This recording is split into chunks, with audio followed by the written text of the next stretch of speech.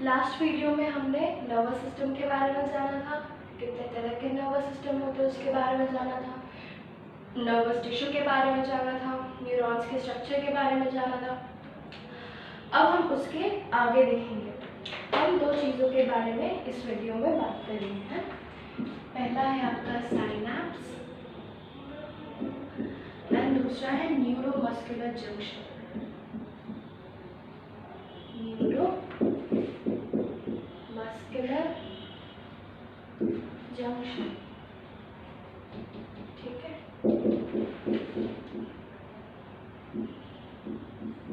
NMJ भी कहते हैं इसको। इसके अलावा न्यूरोमस्कुलर जंक्शन को मोटर एंड प्लेट भी कहते हैं। हम इसको मोटर एंड प्लेट भी कहते हैं। अब क्या होता है साइनैप्स एंड न्यूरोमस्कुलर जंक्शन? तो साइनैप्स इज द, आप लिख लीजिए, मैं नहीं लिख रही हूँ यहाँ पे ना। Synapse is the place of junction of to neurons, है ना।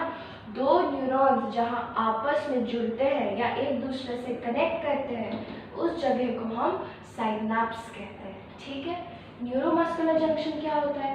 अब आप सोचिए, अगर मैं यहाँ पे लिख रही हूँ, है ना, मैं लिख कैसे रही हूँ? मेरे हाथ के मसल्स मूव कर रहे हैं जिसके कारण मैं लिख रही हूँ, ठीक। अब ये मेरा मसल मूव कैसे कर रहा है? तो ऑब्वियसली मेरा ब्रेन या स्पाइनल कॉर्ड से इम्पल्स आ रहा है, जिस इम्पल्स का जो वो इम्पल्स या वो मैसेज यहाँ तक मेरे मसल तक पहुँच रहा है और वो फिर मेरा मसल यहाँ पे ये काम कर रहा है, ठीक। तो आप सोचिए कि इम्पल्स कैसे आएगा, है ना। मेरा ब्रेन या स्पाइनल कॉर्ड या हम शॉर्ट में कहते हैं CNS ने मेरा मैसेज जनरेट किया। मैसेज क्या जनरेट किया कि मेरे को मेरे हाथ से लिखना है, I have to move the muscles of my hand, है ना। This will travel through a nerve, है ना। ये नर्व के थ्रू ट्रैवल करेगा और ये मेरे मसल तक जाएगा, ये सिग्नल मेरे मसल तक जाएगा and then my muscle will move, ठीक है। अब देखिए, यहाँ से यहाँ तो मैंने आपको बताया था CNS से लेकर के एंड नर्व तक आपका ट्रांसमिशन कैसा होता है? इलेक्ट्रिक, है ना। मैंने आपको बताया था नर्वस सिस्टम में जनरली ट्रांसमिशन कैसा होता है? That is generally electric. यहाँ से यहाँ तक तो इलेक्ट्रिक की मदद से आया। उसके बाद इस नर्व से इस मसल तक ये सिग्नल कैसे पहुंचता है ना। तो जहाँ ये दोनों के बीच का जो जंक्शन होता है, नर्व और मसल के बीच का जंक्शन को हम लोग क्या कहते हैं? We call it as neuromuscular junction, ठीक है, या फिर मोटर एंड प्लेट। तो हम आज देखेंगे कि साइनैप्स और न्यूरोमस्कुलर जंक्शन में एक न्यूरॉन से दूसरे न्यूरॉन तक, है ना, या फिर एक न्यूरॉन से मसल तक कोई मैसेज कैसे ट्रांसमिट होता है, कोई सिग्नल कैसे ट्रांसमिट होता है, हमको ये देखना है। ये बताने से पहले आप जान जाइए कि साइनैप्स दो तरह के होते हैं, है ना। एक होते हैं इलेक्ट्रिकल साइनैप्स, दूसरे होते हैं केमिकल साइनैप्स, ठीक। इलेक्ट्रिकल साइनैप्स में क्या होता है? अच्छा, उसके पहले एक और बात, है ना, आई एम रबिंग दिस, ठीक है। एक बार के लिए लिख लीजिए, I am rubbing this.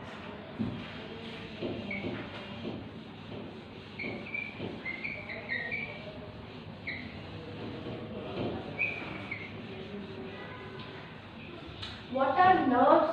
Nerve जो होता है आपका, that is nothing, that is the bundle of axons, है ना।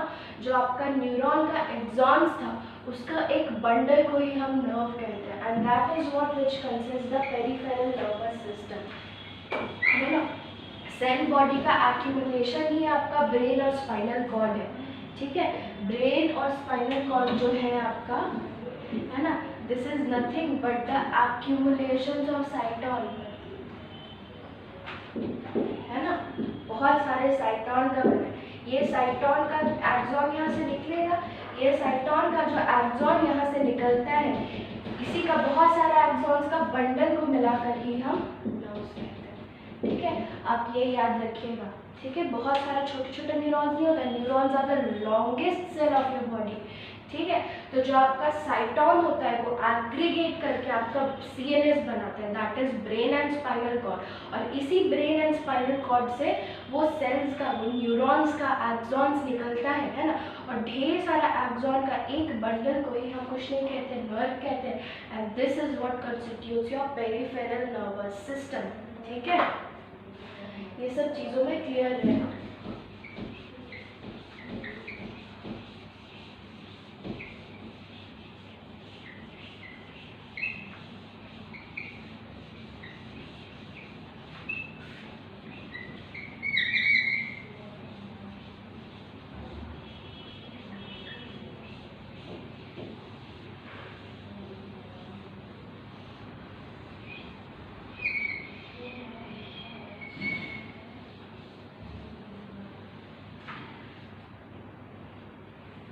चलिए, एक न्यूरॉन में सबसे पहले हम देखते हैं कि ट्रांसमिशन कैसे होता है ना। हम मान लेते हैं दिस इज द साइटॉन, है ना, यहाँ से आपका एक्सॉन निकला। ठीक है, अब क्या होता है, या तो अगर ये खुद से जनरेट करे या जनरेट नहीं करे तो इम्पल्स क्या होता है, ये जो डेंड्रॉन्स एंड डेंड्राइट्स होते हैं, है ना, these receive impulses from the previous neuron, है ना। ये जो न्यूरॉन है यहाँ से आपका इम्पल्स आएगा, सेल बॉडी से होते हुए इस तरीके से नीचे को जाएगा, है ना। The direction of transmission always is away from the cell body and towards the axon, है ना। हमेशा डेंड्राइट रिसीव करेगा, सेल बॉडी से दूर जाएगा, एक्सॉन की तरफ जाएगा, अल्टीमेटली आपका नर्व टर्मिनल तक जाएगा, है ना, या एक्सॉन टर्मिनल तक जाएगा। याद रखिएगा, कभी भी जो इलेक्ट्रिक ट्रांसमिशन होता है, it never goes this way, it never goes from axon towards the cell body, it is only one direction transmission। हमेशा कभी भी कोई भी इलेक्ट्रिक इम्पल्स अगर ट्रैवल करेगा तो वो हमेशा डेंड्रॉन से होते हुए सेल बॉडी से दूर और एक्सॉन की तरफ आएगा। ठीक है, जैसे ही वो इलेक्ट्रिकल इम्पल्स यहाँ पहुँचा, ठीक, अब यहाँ से फिर वो दूसरे नर्व के डेंड्राइट में ट्रांसमिट हो जाएगा। हम मान लेते हैं यहाँ पे दूसरा नर्व है ना, इसका हम मान लेते हैं यहाँ पे डेंड्राइट से, it will take up and फिर अगेन इसका एक्सॉन में आपका इस तरीके से ट्रांसफर हो जाएगा, है ना। तो याद रखना कि कभी भी आपका जो ट्रांसमिशन होता है that is always from away from the cell body और cyton and towards the axon या नर्व टर्मिनल। ठीक, अब ये जो ट्रांसमिशन होता है इसका दो केसेस है ना। पहले साइनाप्स की बात करते हैं। तो साइनाप्स मैंने आपको बताया दो तरह के साइनाप्स होते हैं, electrical synapse and chemical synapse. Electrical synapse पे ट्रांसमिशन इज वेरी इजी, है ना। इलेक्ट्रिकल साइनाप्स पे ट्रांसमिशन इज वेरी इजी। ठीक है, इलेक्ट्रिकल साइनाप्स पे transmission is very easy. Electrical synapse में क्या होता है कि जो दो न्यूरॉन होता है ना, जो दो न्यूरॉन के बीच का जंक्शन होता है दैट इज साइनाप्स, वो एकदम क्लोज होता है, मतलब है ना, तो इतना क्लोज होता है या ओवरलैपिंग हो सकता है, हम कह सकते हैं किससे, एक न्यूरॉन का डेंड्राइट्स ऊपर वाले न्यूरॉन के नर्व टर्मिनल से एक्सॉन के एंडिंग से ओवरलैप करेगा, है ना। ओवरलैप करेगा तो क्या होगा, एक कंप्लीट सर्किट बन गया, है कि नहीं। यहाँ से नर्व इम्पल्स ट्रैवल किया, इलेक्ट्रिक इम्पल्स ट्रैवल किया, यहाँ आके आप सोचिए दो वायर को अगर आप जोड़ दिए तो कंप्लीट हो गया। डजेंट मैटर कि वो दो अलग वायर है ना, इलेक्ट्रिक इम्पल्स में ट्रैवल, तो यहाँ पे ये इतना क्लोज होता है या ओवरलैपिंग होता है इलेक्ट्रिकल साइनाप्स, जिसकी वजह से कुछ दिक्कत ही नहीं होती। क्या होता है, इस न्यूरॉन से नर्व एंडिंग तक आया, नर्व एंडिंग से दूसरा वाला न्यूरॉन का डेंड्राइट्स उसको रिसीव किया, रिसीव करके फिर नर्व टर्मिनल तक भेज दिया, है ना। तो this is what happens at electrical synapse. Electrical synapse में दो न्यूरॉन इतने क्लोज होते हैं कि उनमें डायरेक्ट इलेक्ट्रिसिटी का ट्रांसफर हो जाता है ना। दिक्कत कहाँ आती है, जो मेन मेरे को पढ़ना है, दिक्कत आती है आपका केमिकल साइनाप्स में, है ना। दिक्कत आपका कहाँ आता है, दिक्कत आता है आपका केमिकल साइनाप्स में।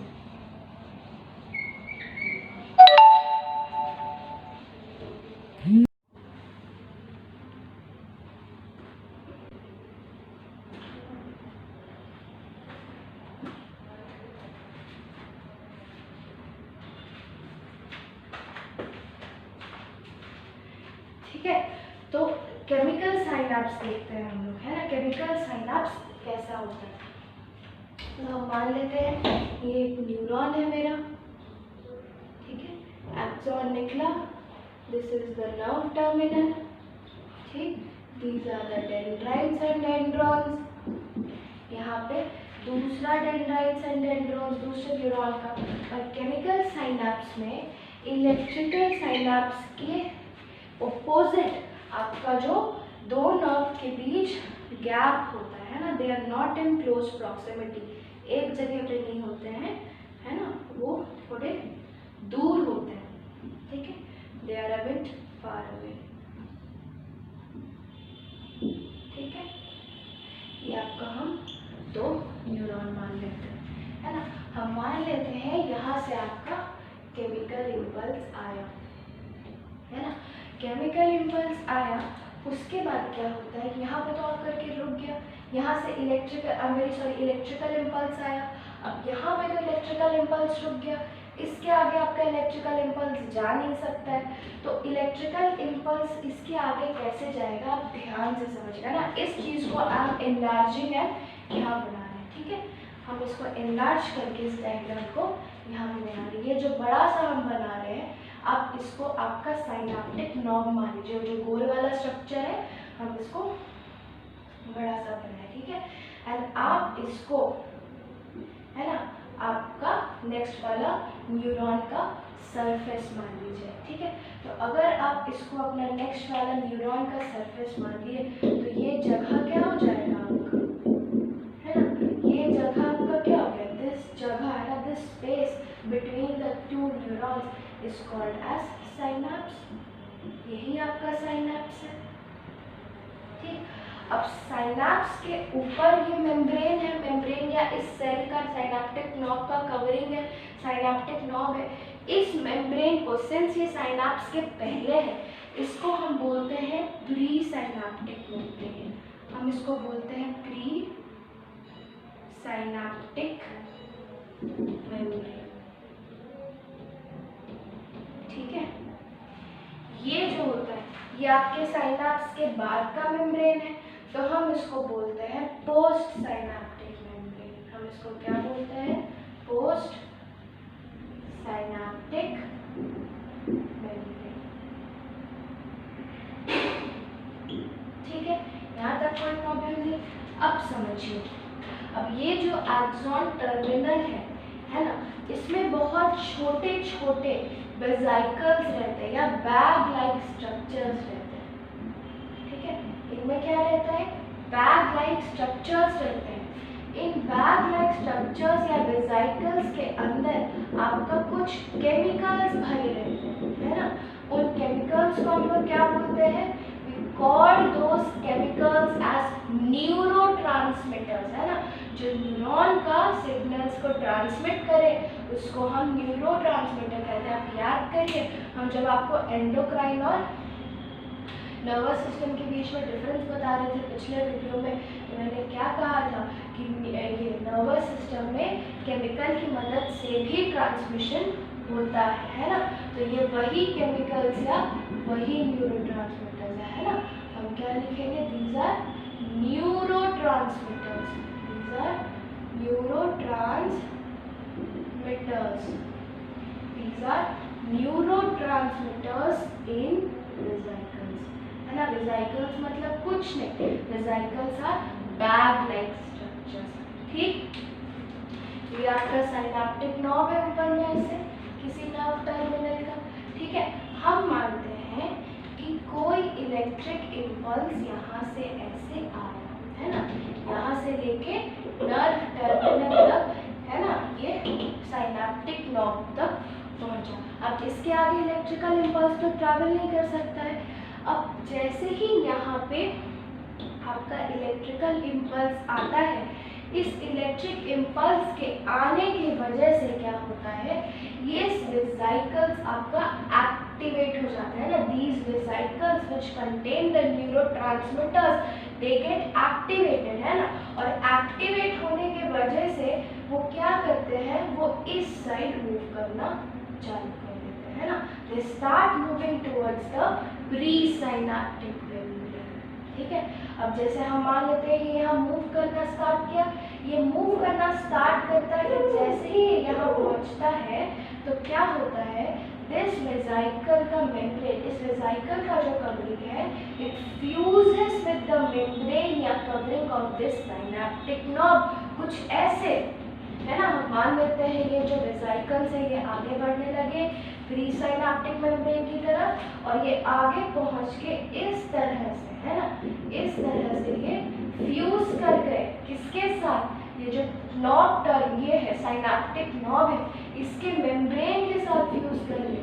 फ्यूज करने की वजह से क्या हुआ, जो भी इसका कंटेंट्स था, न्यूरोट्रांसमीटर था, है ना, वो यहाँ साइनाप्स में आ गया। अब यहाँ साइनाप्स में जैसे ही ये न्यूरोट्रांसमीटर आया तो आप याद रखिएगा, ये जो पोस्ट साइनेप्टिक मेम्ब्रेन होता है ना, ये पोस्ट साइनेप्टिक मेम्ब्रेन के पास इस ग्रीन वाले न्यूरोट्रांसमीटर के लिए इसके पास रिसेप्टर्स होते हैं। इसके पास क्या होते हैं, इसके पास रिसेप्टर्स होते हैं, ठीक है। अब जैसे ही ये ग्रीन वाला न्यूरोट्रांसमीटर साइनाप्स पे आया, ये इसके रिसेप्टर्स के साथ अटैच करेगा। हम आपको बताए थे कोई भी केमिकल किसी टिश्यू के ऊपर क्यों काम करता है, क्योंकि उस टिश्यू के पास उस केमिकल का रिसेप्टर होता है। जहाँ रिसेप्टर रहेगा वो केमिकल आकर के वहाँ ज्वाइन करेगा, ठीक। अब इस पोस्ट साइनेप्टिक मेम्ब्रेन में this has the receptor for this neurotransmitter, है ना। तो ये न्यूरोट्रांसमीटर आ करके इस रिसेप्टर के साथ जुड़ जाएगा, है ना। एंड इस रिसेप्टर के साथ जुड़ने के वजह से, है ना, आपको इस सेल को, है ना, ये जो नया नेक्स्ट सेल है, इसको यहाँ पे वो इम्पल्स मिल जाएगा, है ना।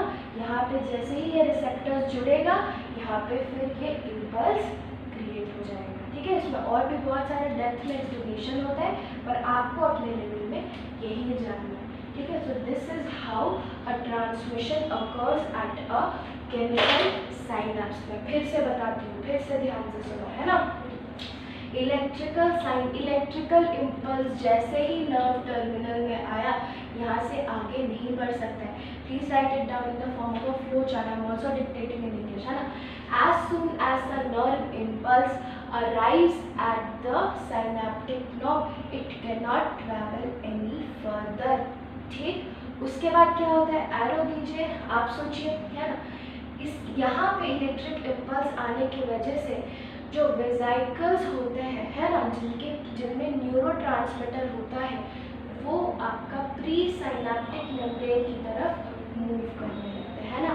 सो नेक्स्ट पॉइंट में right down, due to the arriving of electrical impulse at the nerve ending, है ना, the vesicles containing neurotransmitters get activated and start moving towards the pre-synaptic membrane, है ना, वो प्री-साइनेप्टिक मेम्ब्रेन की तरफ move करने लगता है, ठीक। उसके बाद क्या होता है, मूव करने में जैसे ही ये प्री-साइनेप्टिक मेम्ब्रेन के पास पहुंचता है, the membrane of the vesicle, the covering of the vesicle, ये फ्यूज कर जाता है आपका प्री-साइनेप्टिक मेम्ब्रेन के साथ, है ना। तो नेक्स्ट पॉइंट में right down, after reaching to the pre-synaptic membrane, है ना, comma, the membrane of the vesicles fuse with the pre-synaptic membrane, है ना, fuse with the pre-synaptic membrane, ठीक है। उसके बाद फिर लिखिए, अब प्री साइनाप्टिक मेम्ब्रेन में फ्यूज करने के कारण क्या होगा, ये जो भी न्यूरोट्रांसमीटर्स यहाँ था ये आपका साइनाप्स में रिलीज हो गया, ठीक है। तो जिस प्रोसेस से ये बाहर रिलीज होता है फ्यूज करने की वजह से, उसको हम बोलते हैं एक्सोसाइटोसिस, है ना। मतलब सेल के बाहर कुछ निकल रहा है, एक्सो मतलब बाहर, साइटोसिस मतलब सेल से, एक्सोसाइटोसिस, है ना। तो देखो नेक्स्ट पॉइंट कि due to the fusion of pre synaptic membrane and the membrane of the vesicles, है ना, the neurotransmitters in the vesicles are released, the neurotransmitters in the vesicles are released into the synapse, by the process of exocytosis, exocytosis, ठीक। अब ये synapse में release हो गया आपका neurotransmitter या केमिकल। अब इसका रिसेप्टर आपका पोस्ट साइनेप्टिक मेम्ब्रेन पे प्रेजेंट है ना। ये न्यूरोट्रांसमीटर अब क्या करेगा, इसके रिसेप्टर के साथ पोस्ट साइनेप्टिक मेम्ब्रेन पे अटैच करेगा, ठीक है। तो लिखो, the post synaptic membrane has the receptors for neurotransmitters,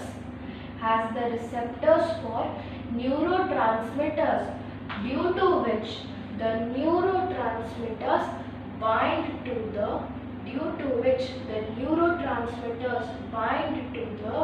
receptors on the postsynaptic membrane. The neurotransmitters bind to the receptors present on the postsynaptic membrane. यहाँ तक हो गया। अब इसके बाद क्या होता है, यहाँ पे रिसेप्टर अटैच करने की वजह से आपका फिर नया नर्व इम्पल्स नेक्स्ट वाले न्यूरॉन में फिर से इलेक्ट्रिकल इम्पल्स जनरेट हो जाता है ना। तो देखो, ड्यू टू दिस, फिर से एरो देके, ड्यू टू दिस, है ना, a new electrical impulse is created, a new electrical impulse is created in the next neuron, a new electrical impulse is created in the next neuron. यहाँ तक कोई problem I don't think so होना चाहिए। फिर भी अगर problem है तो प्लीज़ आप मेरे को डायरेक्टली व्हाट्सएप में मैसेज कर सकते हैं ना। मेरे को जब टाइम मिलेगा और इन द लाइव क्लास हम आपको फिर से समझा देंगे। चलिए, ये तो हो गया आपका केमिकल साइनाप्स के बारे में। अब हम बात करते हैं न्यूरोमस्कुलर जंक्शन के बारे में। सो डोंट वरी, है ना, neuromuscular junction and chemical synapse में हर चीज़, एवरीथिंग इज सेम।